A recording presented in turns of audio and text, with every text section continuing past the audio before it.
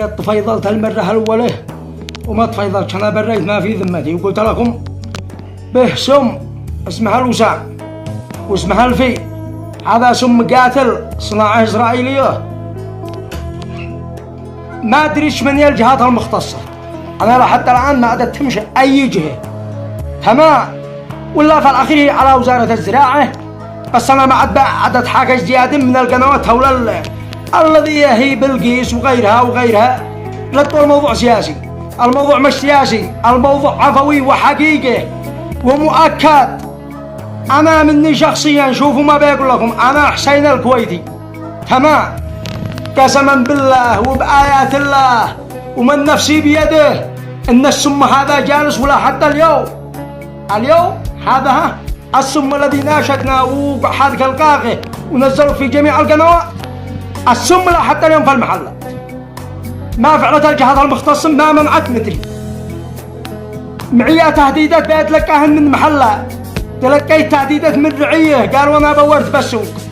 يا خبر احنا منعنا 2 مضارب اسمها الوسام والثاني اسمها الفي.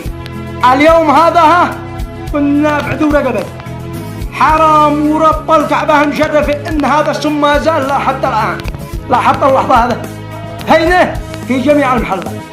راسلوني من الأهجر، ركزوا يا متابعين ما بين أقول لكم، شاركوا الفيديو هذا الله يبري ذمتي حرام وطلق انه حق وحقيقي.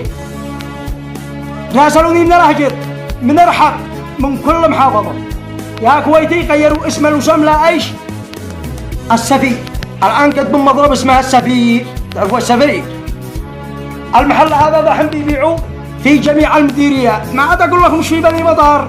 بالرغم انه وصل اليوم هذا لا يدي انا شخصيا وانا متحمل المسؤوليه على الكلام هذا.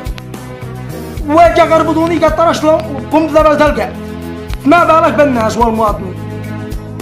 الله يبري ذمتي والله ما حضبتهم، ما قد غيروا الاسم.